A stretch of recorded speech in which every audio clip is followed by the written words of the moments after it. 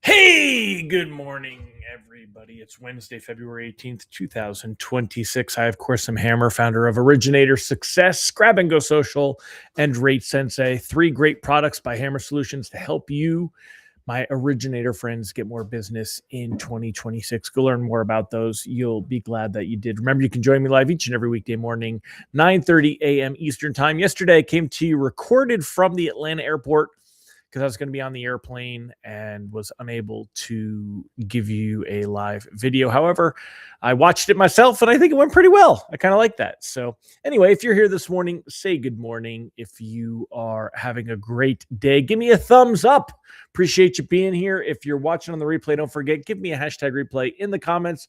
Let me know that you're here. If you're here live, say good morning. Give me a hashtag live. If you would like a text reminder that I'm going live, we send those out as I'm hitting that button. So you can go ahead and get reminded, get the link, make it easy. Never miss a show. Sign up at hmmr.io/reminder or use this cool QR code over here. If you're on your phone right now, take a screenshot. You can go to your photos.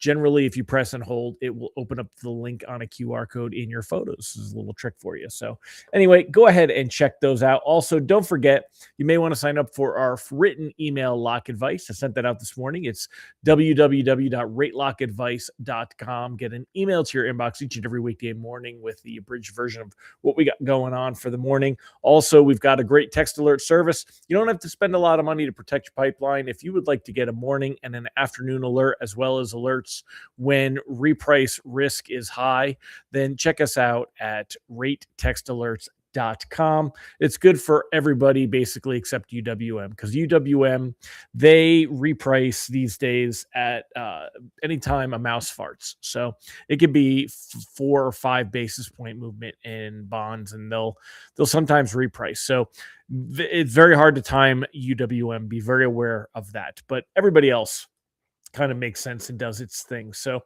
anyway, I hope you all are having a fantastic day. I'm going to go ahead and get started. Let's jump in to all the good stuff. We're going to start with the technicals. Let me go ahead and share my screen and we'll get going there. Let's do a quick recap on these technicals. Let's see where we're at this morning, and then we'll recap where we're going next. So currently, mortgage-backed securities are down about 4 basis points on the morning. However, if you take a look, this candlestick right here is Friday. This is yesterday. So from Friday, we were at 100.33. Yesterday, we ended at 100.29. We were down about 4 basis points on the day yesterday. Not enough to see lenders reprice worse by any means, but it is enough that when you tack those 4 and these 4, we're down about 8 or 9 basis points from yesterday. And that is enough to basically make rate sheets a little bit worse this morning. Rate sheet's going to be just a little bit worse. Not really anything major that we have to worry about, but it is going to be, likely that you'll see rate sheets that are just a bit worse. Not enough to really quote any different rates. So reprice risk on the day is low today. Taking a look, we can see we're currently at 100.24. The 10-year treasury yield 4.08 at the moment. We could see it did go down. It tested 4.02 yesterday. That was kind of the lowest point of the day. And then we're working, or we can see it's going up. Remember, we don't want yields to go up on the 10-year. That's actually a bad thing. We want to see yields go down. That puts a smile on our face. And that's kind of where we're at with those. So after a really strong finish last week, we're kind of working our way back up. So remember, last Wednesday, it was at 4.17. And then it dropped to 4.10 on Thursday and 4.5 on Friday. We're still below that Thursday number. So, I mean, this is a good area, but I would consider going ahead and locking up some loans at this point. Let me go ahead and pop this on there, and I'll give this to you. Let's see if it's less than 15 days, lock 15 to 30, cautiously float, 30 plus float. So if I'm looking at my pipeline right now, what I would be suggesting, what I would be looking at is I would say if anything is closing in the next by the way, I still don't see the comments on here. I'm gonna have to figure out, and it was on two computers, so I know it's not just a browser issue. There's something definitely wrong, and I'll have to mess with this. But I wouldn't worry too much about rates moving up from here, especially anytime soon. However, it's still important to note that it's not likely that things are going to improve that much from here either, especially when we see this kind of a reversal situation where bonds look like they have kind of capped out. There's a high point right here around 101.40-ish. You can see that back here we hit 101.38 on January 14th. And other than the day immediately, the Friday immediately after the GSE bond buying announcement, that was the only time that we saw another day that really rallied. Otherwise, that 101.38 has been a high point. So right around that 140-ish, we'll just call it 140-ish mark here is kind of where we have to watch out and see. Yesterday, we did hit a high 100.45. We opened the day at around 100.42. So we're, that's basically kind of our high point at the moment is right here that you can see is right around that 140-ish mark. Oops, that's a little too high.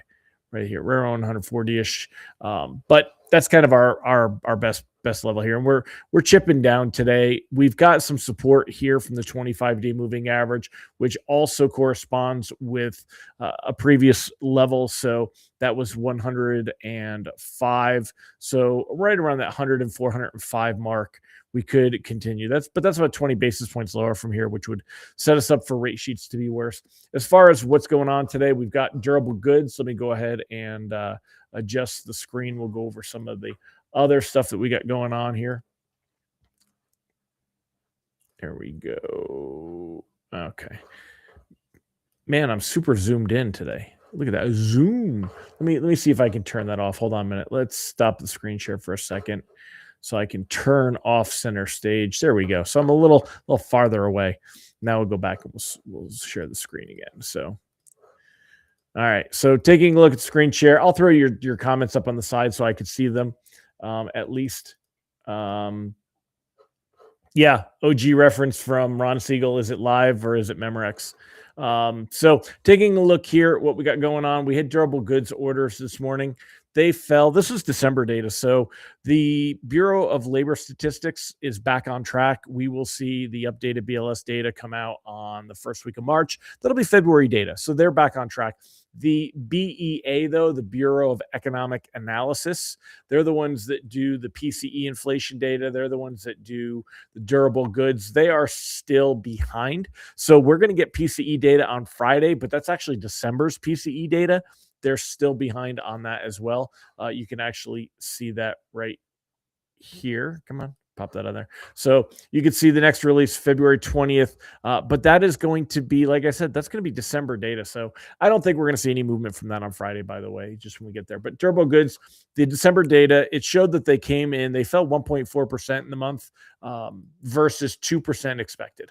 So the expectation was a larger decline at 2%. However, it was transportation equipment that drove the decrease. Otherwise, they would have actually been up on there. So durable goods, when you look at consumer goods, like what they show in the picture here, washers, dryers, refrigerators, it's durable goods are items that are expected to last 3 years or more.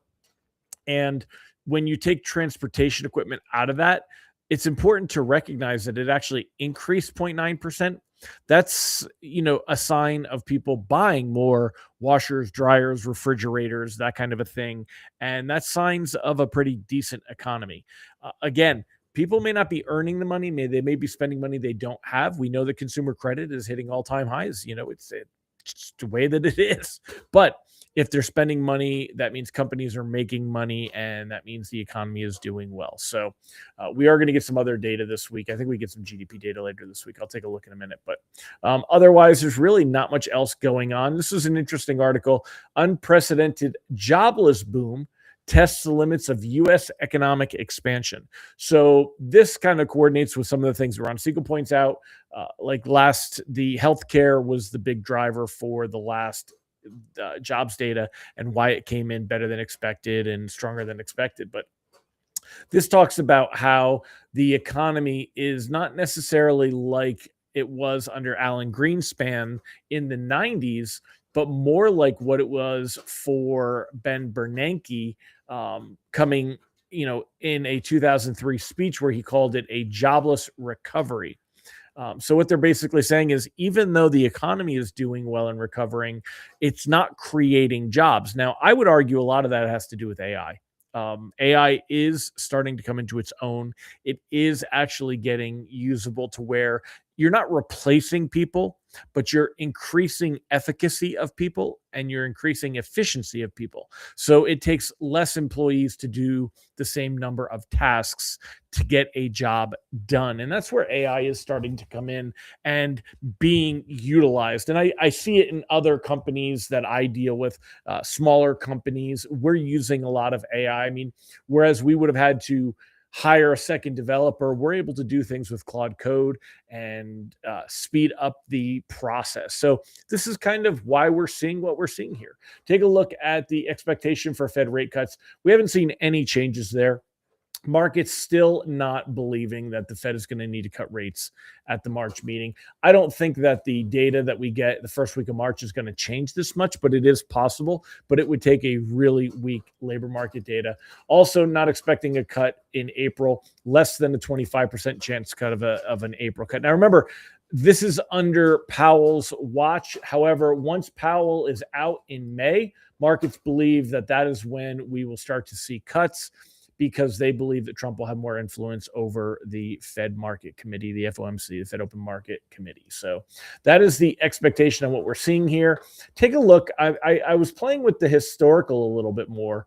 And I mean, you could really see, I'll go over this chart more, another time, but basically the purple line and the red line are the two lines that are important, because the purple line and the red line are expectations of whether we would be at a lower rate, 3.25, or the current rate, 3.5.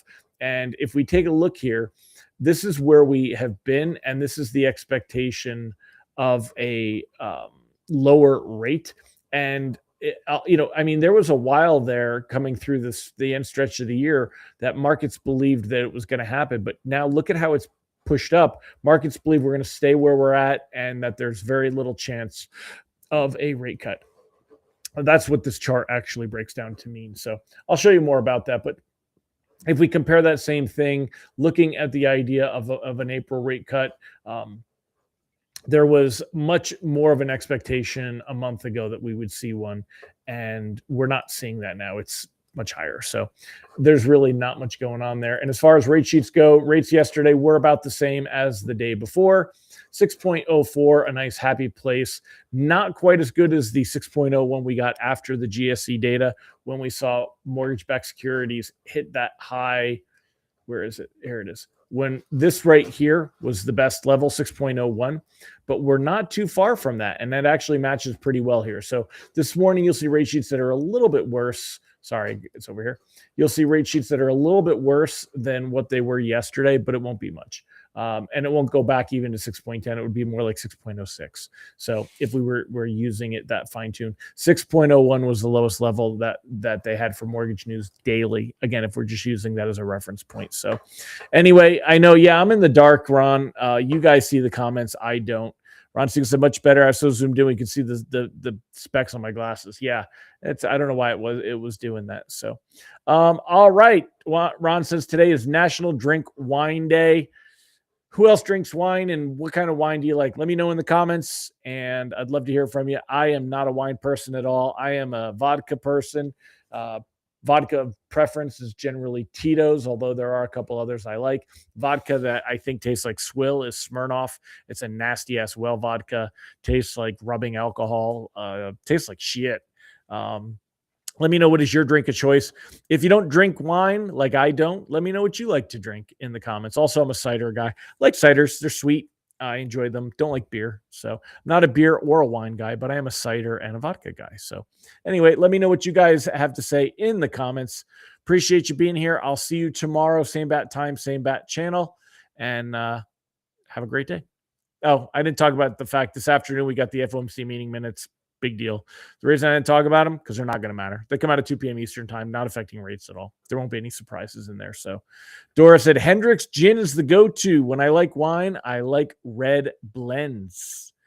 Ron Siegel's a Merlot and a Zinfandel guy. Zinfandel. Bourbon and rye whiskey. Tom's a bourbon guy. Bourbon and rye whiskey. Moscato. Yasmin's a Moscato gal. My wife drinks Moscato. I think it's a little bit of a sweeter one, right? Ron said Tito's is great, but they're a big BLM supporter. I don't care. I don't care about politics or anything else when it comes to products. I choose products based on the product itself. Otherwise, my life would get way too complicated. When I watch movies, I can get into the idea of the actor playing the role. I don't care about the actor's personal beliefs. The only actor I generally don't like that much, and depends on his roles, or Jack Black. Some of his stuff is funny, and then some stuff he annoys me. So, but his personal life, couldn't care less. Couldn't care less about any of this stuff.